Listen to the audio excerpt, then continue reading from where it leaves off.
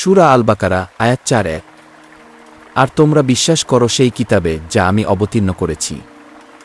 এটি তোমাদের হাতে থাকা কিতাবের সত্যতা প্রমাণ করে। তোমরাই প্রথম অস্বীকারী হয়ো না। আমার আয়াতের বিনিময়ে তুচ্ছ মূল্য গ্রহণ করিও না। আর শুধু আমাকেই ভয় করো। সংক্ষিপ্ত ব্যাখ্যা।